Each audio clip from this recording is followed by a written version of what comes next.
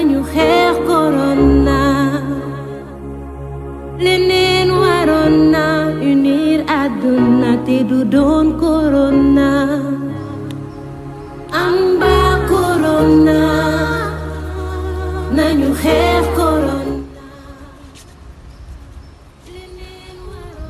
Amis très chers internautes, vous me voyez au milieu d'une école et puis dans un établissement. Actuellement, vous voyez toutes les portes de l'école sont hermétiquement fermées. Ça renvoie directement à l'éducation. Nous allons faire une émission particulièrement relativement à l'éducation. En tout cas, vous allez comprendre beaucoup de choses à travers cette émission. Vous voyez qu'actuellement, nous avons décidé, ou les Sénégalais ont décidé d'ouvrir les portes de l'école le 2 juin. Est-ce que cela est possible? Est-ce que cela est impossible? Vous allez en avoir le cœur net avec des professeurs qui sont bien sûr invités ici dans cette émission à travers C-Media TV, la chaîne qui vous transmet toute dimension. À retenir que c'est ici que ça se passe et nulle part ailleurs. Nous allons essayer un petit peu d'inviter les enseignants, les enseignantes, les professeurs, un peu partout pour en avoir le cœur net. Est-ce que vous êtes d'accord? Les parents d'élèves aussi, est-ce qu'ils sont d'accord? Les classes ciblées, je veux dire les élèves qui sont en classe d'examen, est-ce qu'ils sont d'accord pour la rentrée des classes le 2 juin? Je vous rendez-vous dans quelques instants et à me suivre ici sur cette chaîne C-Media TV.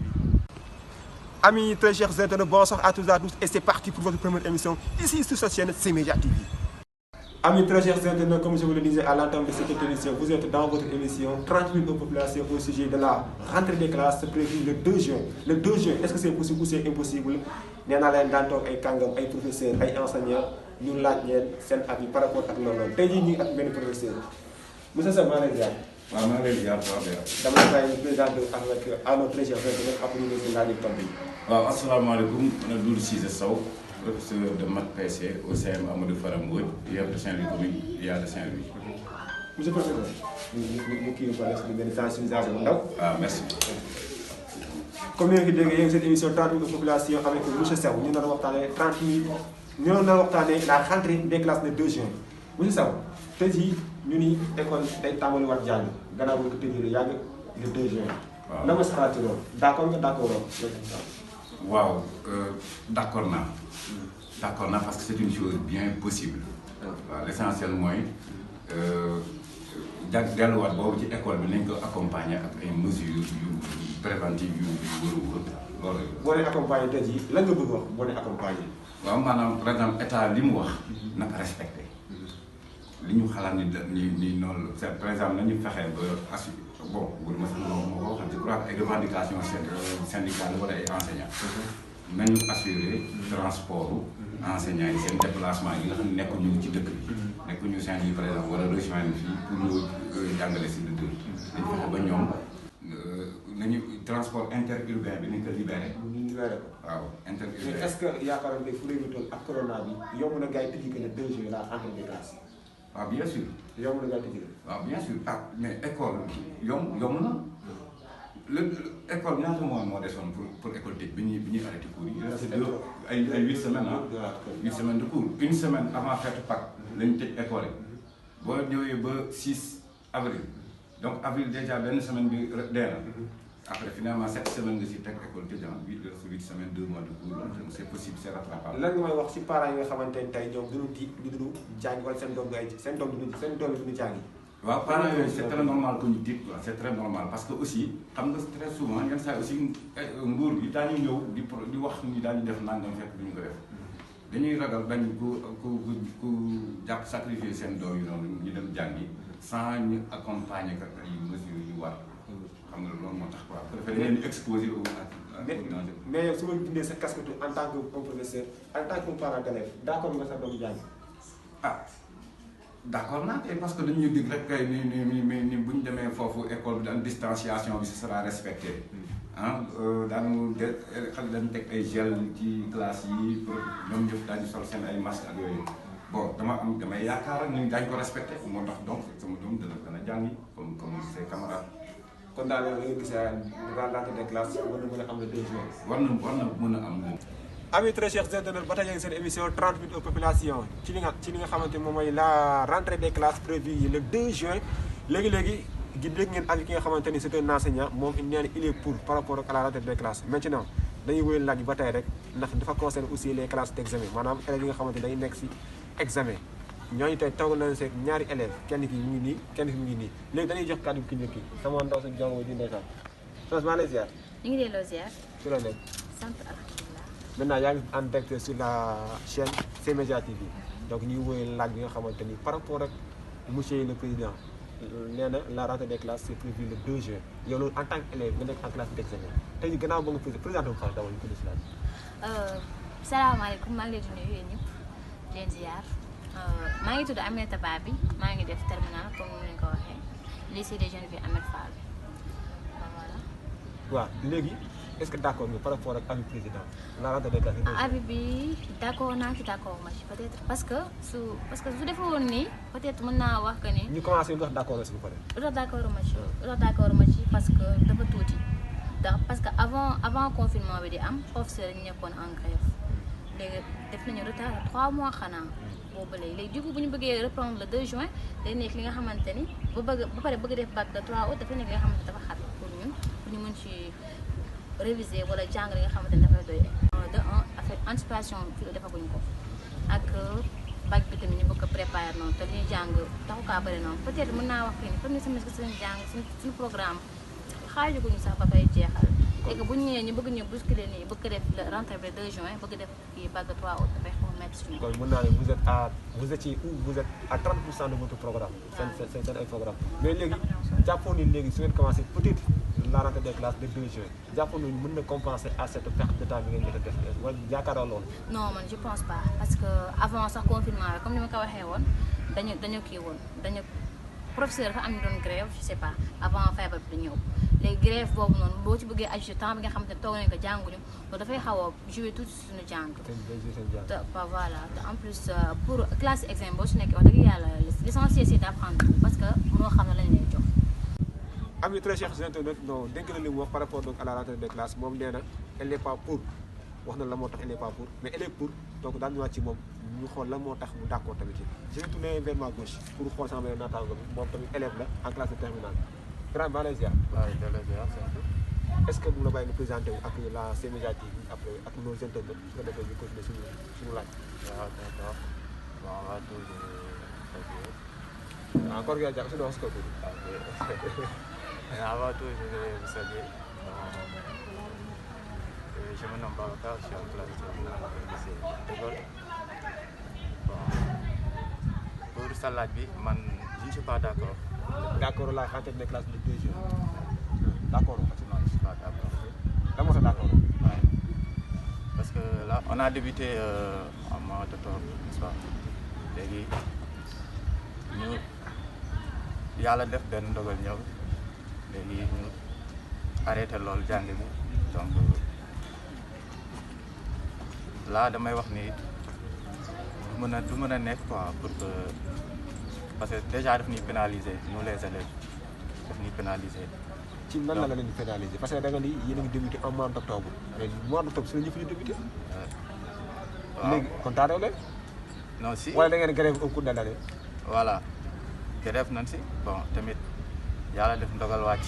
corona bi léegi corona bi bon après tout cela ñu ngi nii bon toog jàngatuñu defatuñu dara léegi ñoom suñu bëggee ni le 2 dañuy jàng forcément ok c'est possible mën na nekk parce que mënul nekk amul mais nañ si xool élèves yi parce que dañ leen di pénaliser si benn côté tu vois parce que ñun xamuñu donc suñu demee lu ñu fay fekk te wax nañ ni suñu demee daanu respecter les distances et autres choses là mais ñun tamit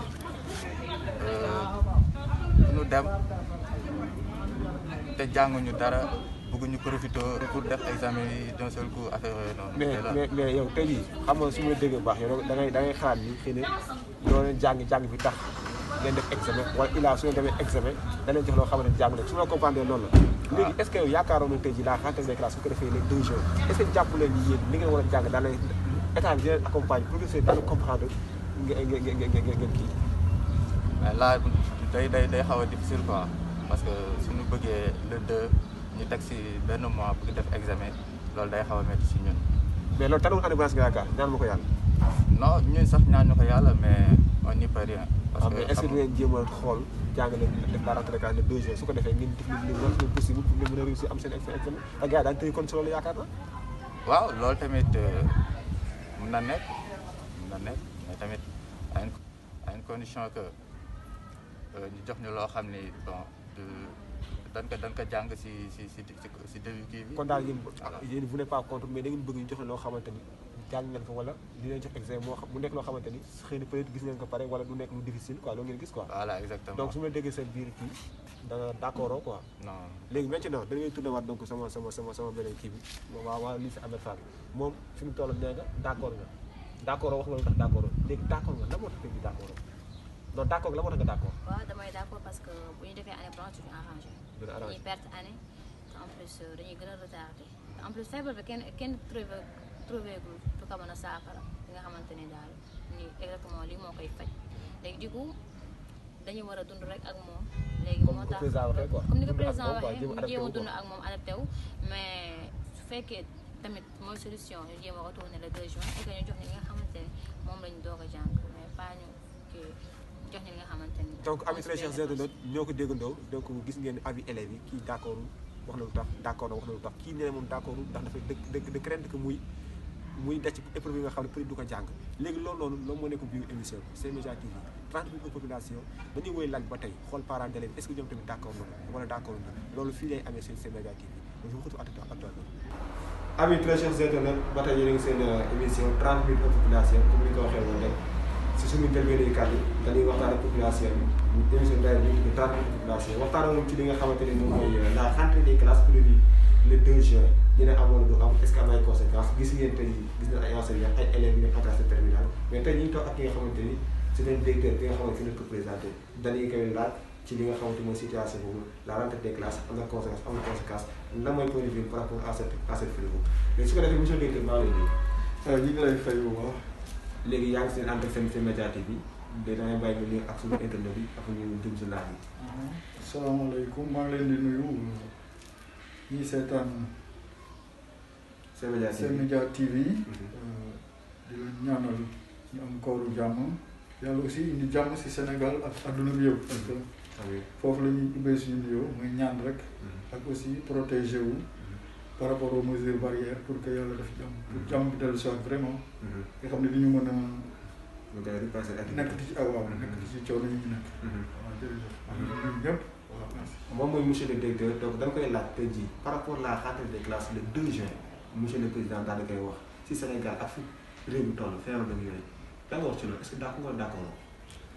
waaw ñu ngi leen di nuyu ñun tey ñu ngi waxee comme directeur d'école et en ce moment ñun dañu def lu dul rek topp administration lu ñuy digal parce que élèves yi il faut aussi ñu jël stratégie pour dans la classe pédagogiquement donc dafa laaj lu bëri donc du rek sur le plan sanitaire mais aussi sur le plan pédagogique il faut moom ay réaménagement yi nga xam ne mooy permettre jàngale bi mën a dem quoi. monsieur le directeur waxtaan am na solo donc yéen a ngi seen émission 30 000 de population sur la chaîne sur votre chaîne préférée cette chaîne qui vous transmet dans une autre dimension C-Media TV su ma la laajte nii c'est avant ma la laaj si dernier mot tey d'accord nga en tant que boo génnee casquette du directeur d'accord nga ci loolu d'accord nga ci loolu. voilà d'accord ou pas d'accord souvent man dama mën a répondre mais damay wax ne en tout cas c'est très difficile à réaliser. C'est très difficile parce que délai bi déjà tuuti na mesures yi ñu war jël bëri na élèves aussi pour ñu jël habitude bi bay nekkaat ci vraiment li ñu bëgg nekk ci dina nekk problème donc vraiment dina jafe mais comme li ma waxoon rek si jafe-jafe si lay nit ñi dina xam nga stratégie boobu moom la gouvernement bi jël moom la ministère bi jël plutôt mooy c'est enseignant bu nekk ñu séddale élèves yi seen biir ba nga xam ne élèves yi dañu daan mën toog sans pour autant mu nekk mu am distanciation sociale bi mu mën am quoi donc c'est la mesure que l'État a mais waxuma foofu dama ne par exemple maître bi nekk ci classe am souvent day circuler di sa gis élèves xool ndax corrigé na maître bi aussi day jël kay élèves bi corrigé ko. Amis très chers internautes, bienvenue encore sur cette chaîne C-Media TV. Donc comme nous l'avons fait démb rek c'est la rentrée des classes donc le 2 juin population est-ce que d'accord wala d'accord ñu gis nañu directeur gis nañu instituteurs yi enseignants yi gis nañu aussi élèves terminalité bu donc tey dañ toog suñu benn waajur boo xam ne parent d'élève dafay taxaw comme taxawaay parent d'élève est-ce que moom d'accord na est-ce que moom nangu na doomu jaay wala nangu na doomu jaay daal ci xam dara daal dara la jaar mais daf ñu sensibiliser quoi parce que carrément bi moo tax war na ko sensibiliser. bokk si mesure bëri quoi. taw damaa lay ziar. waaw waa C-Media TV ñoo la seet si woon. léegi da nga bëggoon xam comme la rentrée des classes le 2 juin est-ce que loolu tey jii en tant que parent d'élève ban gis-gis nga am. waaw maa ngi leen di souhaiter la bienvenue en tant que mère de parent d'élève je suis d'accord ci benn côté. kon d'accord nga rentrée des classes le 2 juin. ci benn côté. ci benn côté waaw ci benn côté bi nga xam ne avec les mesures d'hygiène bu fekkee impliqué na la santé ñu ñëw ci école bi nekk ñu teg fa ay agents de santé ñu balaa xale élèves yi di dugg ñu xool seen température dégg nga avec lavage des mains ci buntu bi wala ñu doté leen ñoom ku nekk ay alcogel kooku je suis d'accord ndax tamit bu fekkee dañ leen bàyyi jànguñu ñu war def examen année blanche c'est une perte ndax ne en tant que mère man mës naa subir benn année blanche bi nga xam ne perte daal kooku du ma ko fàtte mukk ah cas échéant amul lool xale yi mën nañu toog seen kër man loolu moo doon sama dañoo gis ne gars yi war nañu mën a accompagner. waaw ay mesures d'hygiène. ñu respecté à la lettre. waaw su ko defee xale ñu teg la thermoflash. dëgg la sa température. ngay raxasu ba set comme ni ñu defal léegi léegi. waaw su ko defee yow d'accord nga ci point boobu. d'accord naa boo ñu daal lu fay woon d'accord loolu tamit d'accord est-ce que jàpp nga état bi respecté loolu jàppoo nga respecté. gëw moom mu respecté ko carrément gëw moom mu respecté ko mais bu fekkee ne respecté na ko moom kooku moom mën na d'accord naa totalement mais bu ko respecté wu xale yi ñu ngi exposé ci maladie bi nga xam c'est très dangereux waa kii bi contamination bi c'est très rapide dafa gaaw xam nga kooku bon donc xale yi ngi exposé bu fekkee nag ñoom accompagné na leen sur les mesures d'hygiène mën na dem égale seen cours def tax seen examen.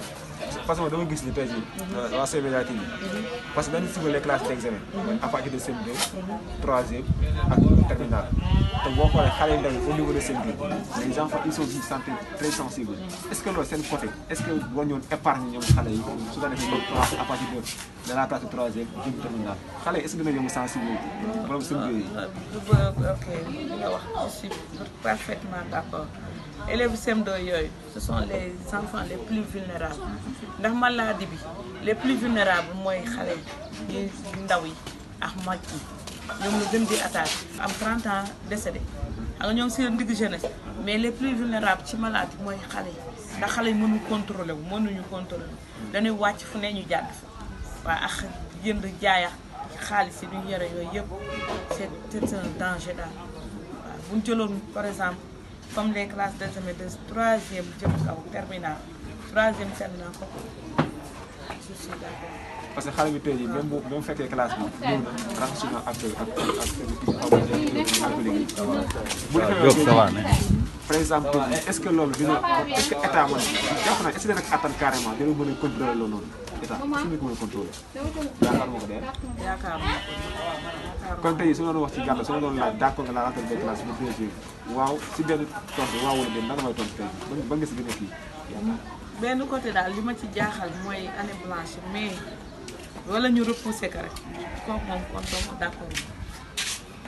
d'accord ci loolu tey waa seen laaj bi ñooy session donc lii ngay defee na koy defee feneen da koy def de façon très confinée ku nekk da lay fekk seen kër laajal sa avis par rapport ak li nga gis situation bi donc la rentrée scolaire le 2 juin initialement prévu peut-être xëy na mën na ko changer comme mën na ko bañ a changer mais ça dépend si et population bi naka la ñuy tontu ak seen gis-gis par rapport ak loolu noonu donc du def lu ñu wéyal laaj ak ci yeneen laaj ak ci keneen ak keneen suñu yaale woon yaa ngi woon en direct sur la chaîne préférée CMDA TV tey jii lan mooy sa dernier mot sa mënoon kii waaw dama doon wax naa état bi dañu gën a yokk seen mesure d'hygiène mesure d'hygiène bi daal nañ ko gën a yokk ndax boobu ba léegi chaque jour que jëfee maladie bi mi ngi gën a yokk buñ defee test yi cas positif yi et les cas communautaires surtout cas communautaire yi ñu ñoo gën a grave xamuñu ku leen wàll te ñoom ñu ngi dox di wàll ñam ñu wàll ñu ngi doxal di wàll c'est une chaîne daal bon nag nañ gën a respecter les mesures d'hygiène xool tamit balaa ñuy yóbbu doomu jàmbur ñuy dem di jàngi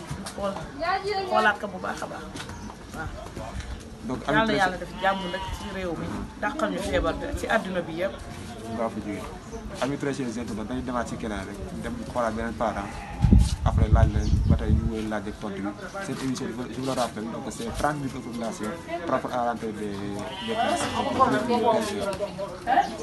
ami très chers internautes ba tey day wéy laaj bi rek juste encore nee na leen ba tey le 2 juin est-ce que gars yi d'accord wala d'accord ñu léegi dañ toogal encore suñu benn paax boo xam day toogee tey comme un parent d'élève ñu laajte tey affaire bi ci par rapport à la rentrée des classes Papa di ngay ziar. ñoo delloo ziar. waa Sénégal TV ñoo la seet si woon donc di la laaj par rapport tey ji la rentrée des classes bi nga xamante ni ñu ko nar a amal le 2 juin loolu tey jii bu fekkoon d' accord nga si wala d' accord su ma ko laajtee loo may wax. ah lu mu lay wax bon en tout cas c'est un problème très sensible. Ouverture des classes am na enjeu bi nga xam ni personne ne pourrait déterminer la gravité de l'ouverture des classes. Parce que comme on a l'habitude de dire, la santé plus proprement dit, les médecins, il faut qu'on observe la distance. Et puis il faut qu'on porte les masques. Et à l'école, les premiers jours, les premières heures, il y a des rencontres. Il faut connaître des saharit. Il y a des conjoints qui sont composés, qui ensemble, qui jouent ensemble. Vous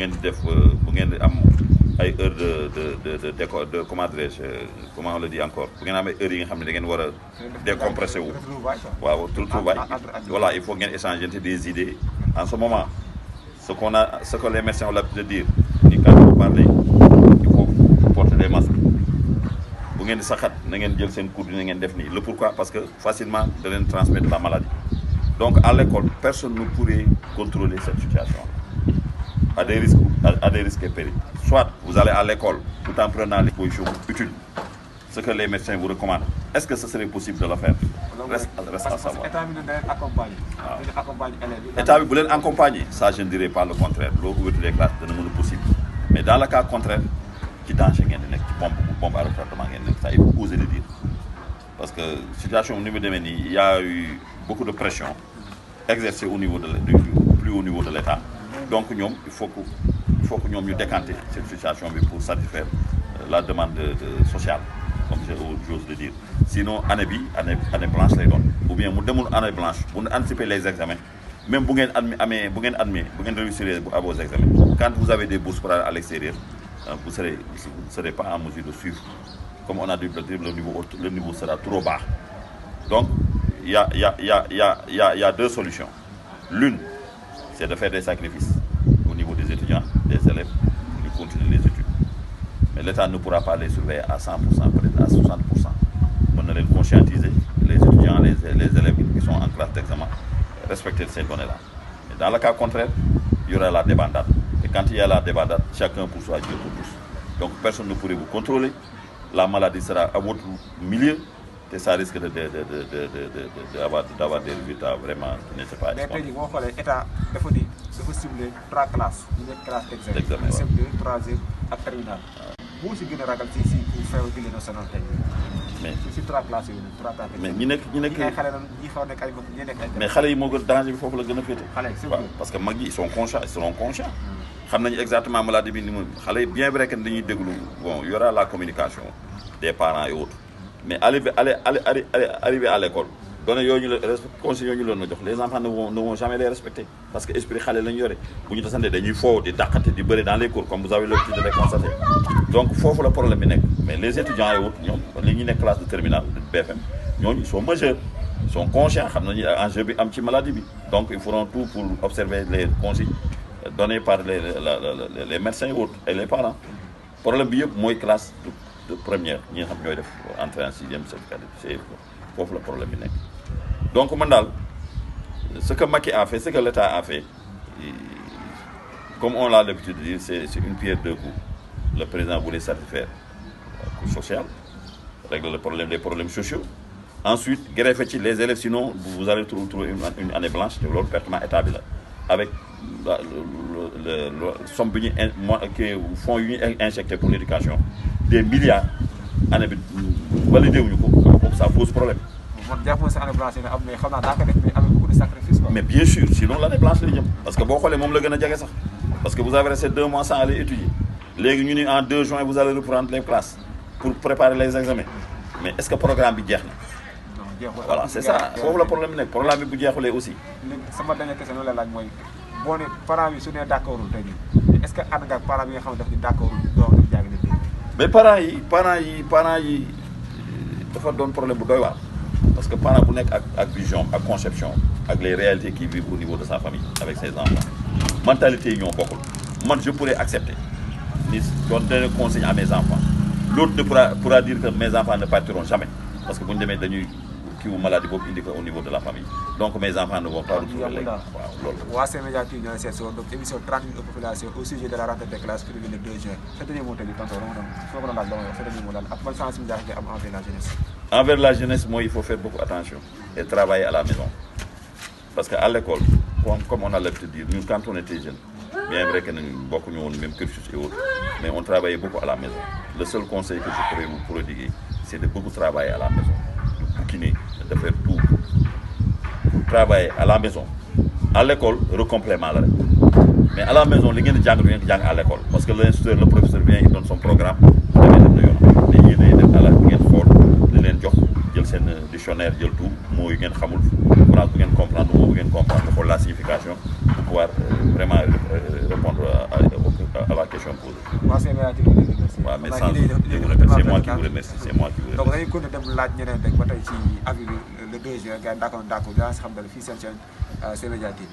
c'est moi qui vous remercie. avis téléspectateurs comme ni ko waxee woon nag naag ba tey yéen a ngi déglu avis population yi par rapport à la rentrée des classes ba tey dañuy wéy di laaj rek ndax xel du doy toujours idées yi nee na dafay différentes kii li lay wax kii lay wax ñi dana pour ñi dana contre mais ba tey rek li ñu ci jublu mooy rek ku nekk comprendre xam situation bi ban situation la ak lan la mën a jël donc suñu ko defee léegi dañ taxaw ba dañ toog ki nga xamante ne moom mooy Grand Baydi Grand Baydi ñu ngi lay ziar.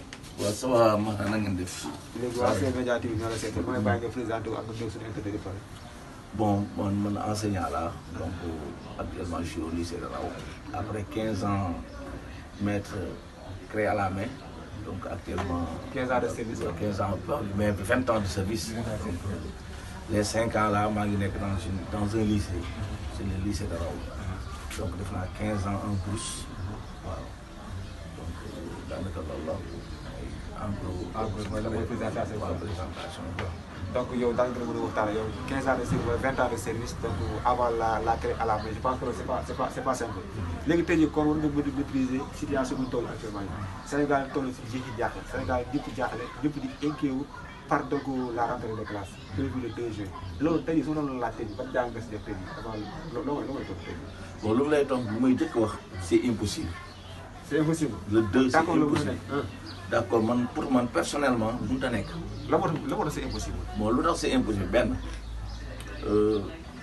jàngale naa 15 ans en bourse dans les villages au mois de juin enseignement yi day arrêté parce que milieu la boo xam ne ay baykat lañu ay sàmm lañu yooyu ñuy liggéey seen ay doom du leen di téye donc école day bloqué foofu au mois de juin day bloqué le 2 juin école yi daawoon presque du woon fonctionner du mën a fonctionner nit yi ñuy jël seen ay élèves du leen di téye benn ñaar sur le plan hygiène mënoo ñëw des gens man par exemple je suis au lycée de Rao au lycée de Rao la majorité des enseignants Dakar mu dëkk am na ñu bari Dakar Thiès sont des du ñu dëkk à Saint-Louis du ñu nekk si classe ñu ñëw foofu donc suñuy ñëw tu es obligé tous les enseignants yuy ñëw ak les élèves nga defal leen ay des tests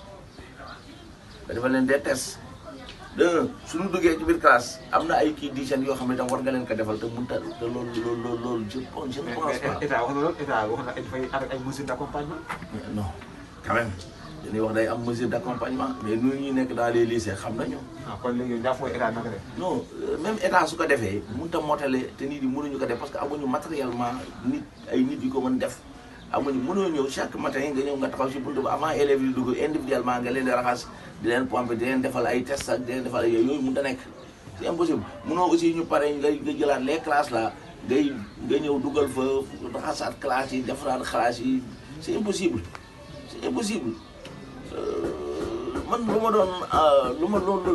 ma doon wax par expérience moo am dans l'enseignement te wax naa ko du fii kese laa ko wax nee naa leen la rentrée des classes la bëgg nañ ko def pour sauver l'année dëgg la ñëpp a bëgg ñu sauver l'année mais lii ñëw bees di une maladie c'est impossible et l'ouverture des classes matériellement c'est impossible même les enseignants même au lycée dans les lycées tu vois par exemple je vous donne l'exemple du lycée de Rao on a un seul professeur de philosophie pour 3 terminales les terminales 3 terminales duñ koy dag ñu ne nu ko daggal ñu ko def ay terminales ñu def ko benn terminal ñu def ko 3 classes wala 4 classes peut-être terminal S yi xëy na mooy nekk benn classe mais yeneen ñi def ko 4 classes benn professeur de kenn leen yore est-ce que l'emploi temps là mën na ko satisfaire mën leen yore ñoom yëpp benn professeur de philo moo fa nekk les professeurs de français ils sont deux professeurs de français pour les terminales est-ce que loolu mën na nekk les troisièmes aussi la même chose mais tey yow jàppoon nañu tey par exemple tey fu réew mi toll ak situation bi nii. est-ce que gënul nekk avantage état